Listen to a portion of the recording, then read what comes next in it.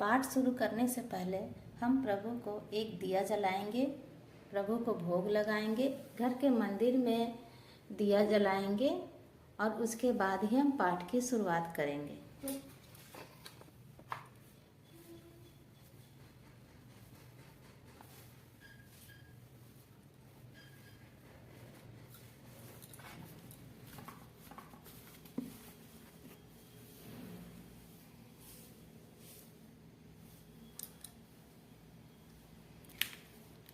तो जैसा कि आप देख रहे हैं,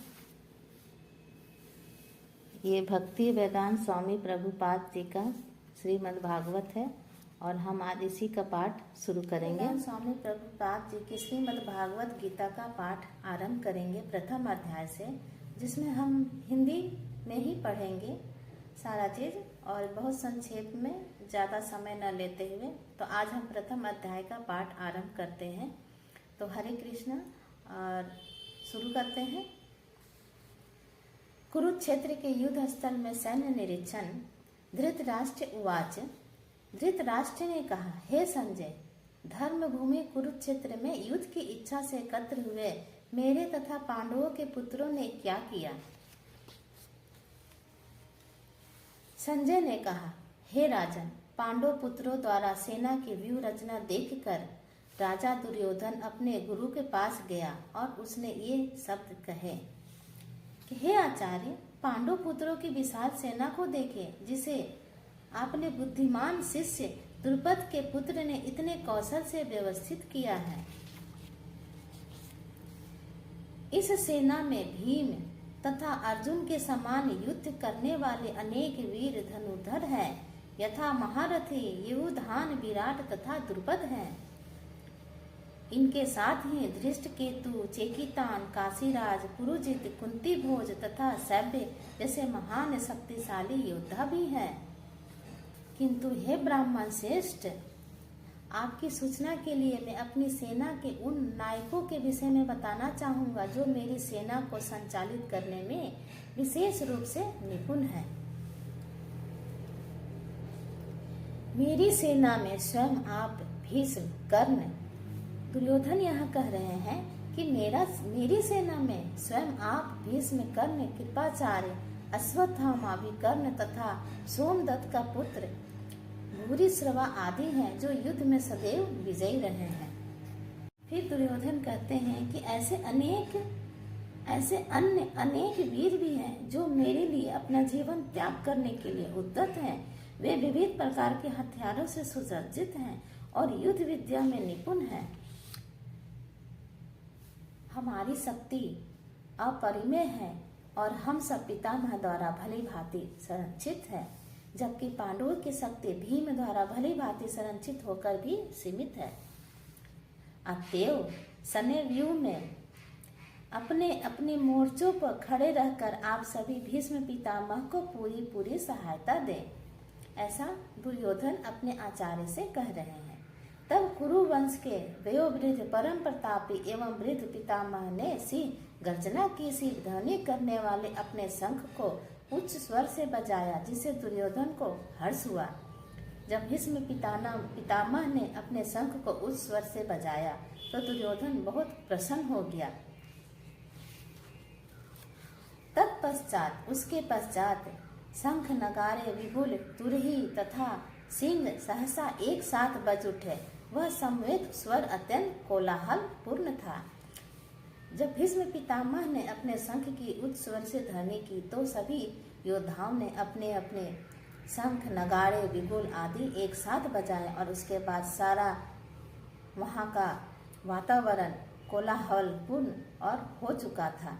दूसरी ओर से श्वेत घोड़ों द्वारा खींचे जाने वाले विशाल रथ पर आसीन कृष्ण तथा अर्जुन ने अपने अपने दिव्य शंख बजाए और दूसरी तरफ से कृष्ण और अर्जुन ने भी अपने शंख बजाए।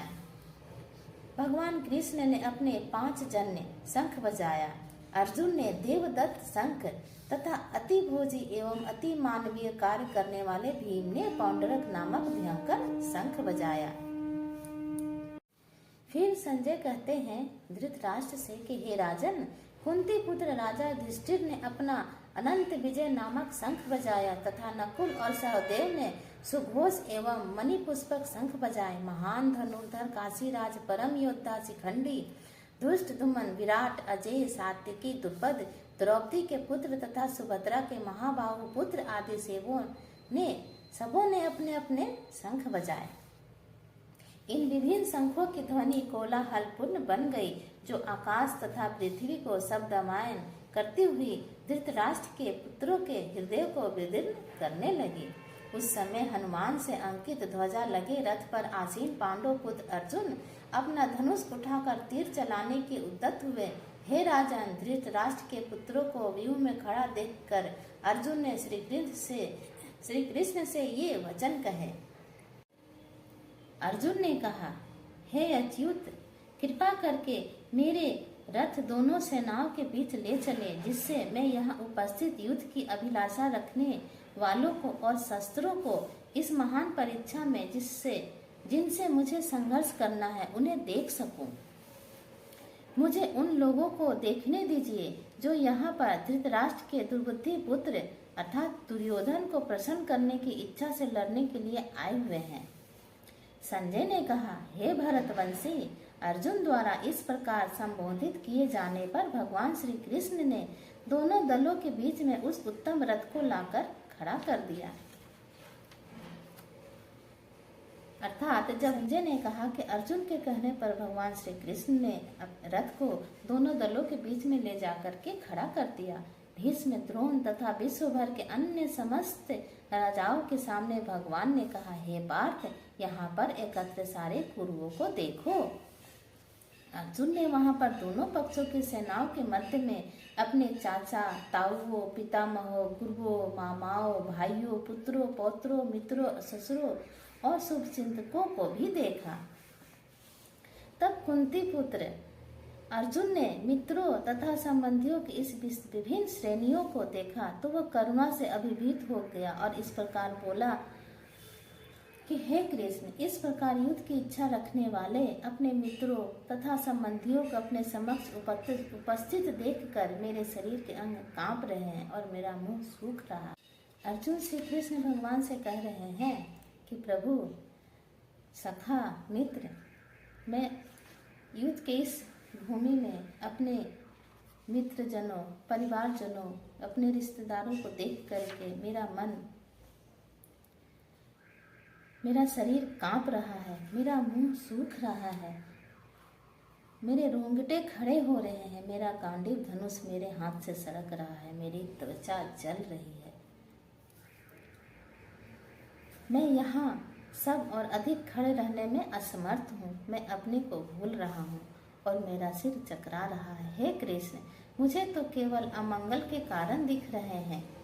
हे कृष्ण, इस युद्ध में अपने ही स्वजनों का वध करने से न तो मुझे कोई अच्छाई दिखती है और न मैं उससे किसी प्रकार की विजय, राज्य या सुख की इच्छा रखता हूँ। हे गोविंद, हमें राज्य, सुख अथवा इस जीवन से क्या लाभ, क्योंकि जिन सारे लोगों के लिए हम उन्हें चाहते हैं वे ही इस युद्ध भूमि में खड़े हैं। हे मधुसूदन, जब गुरुजन, पितृगण, पुत्रगण, पितामह, मामा, ससुर, पौत्रगण, साले तथा अन्य सारे संबंधी अपना अपना धन एवं प्राण देने के लिए तत्पर हैं और मेरे समक्ष खड़े हैं, तो फिर मैं इन सब को कैसे मारना चाहूँगा, भले ही वे मुझे क्यों न मार डाले। हे जीवों के पालक, मैं इन सबों से लड़ने को तैयार नहीं, भले ही बदले में मुझे तीनों लोक क्यों न मिलते हो। इस पृथ्वी की तो बात ही छोड़ दे, भला धृतराष्ट्र के पुत्रों को मारकर हमें कौन सी प्रसन्नता मिलेगी। यदि हम ऐसे आतताइयों का वध करते हैं तो हम पर पाप चढ़ेगा, अतः यह उचित नहीं होगा कि हम धृतराष्ट्र के पुत्रों तथा उनके मित्रों का वध करें। हे लक्ष्मीपति कृष्ण, इससे हमें क्या लाभ होगा और अपने ही कुटुंबियों को मारकर हम किस प्रकार सुखी हो सकते हैं। तो हरे कृष्ण, तो आज का जो पाठ था श्रीमद् भागवत का, इसके वीडियो बनाने का प्रथम उद्देश्य था कि जिन लोगों के पास समय नहीं होता है वो पाठ नहीं कर पाते हैं।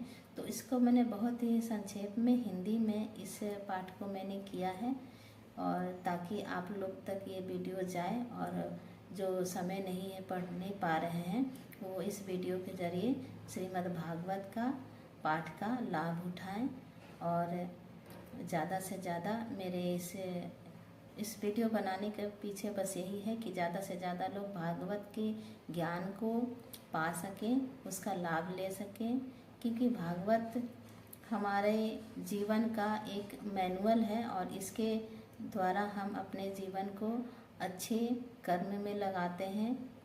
क्योंकि भागवत में श्री कृष्ण ने अर्जुन से जो भी ज्ञान दिया है उस ज्ञान को हम भी पा सकें ऐसी, और हम मेरे छोटे से ये कर्म के द्वारा लोगों तक इसका ज्ञान लोगों तक जा सके।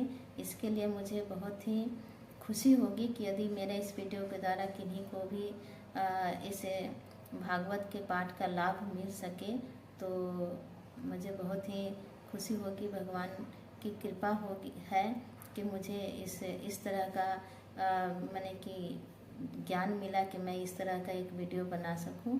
तो राधे राधे, और चैनल को सब्सक्राइब करें, तो ज़्यादा से ज़्यादा लोगों तक शेयर करें। तो हरे कृष्ण।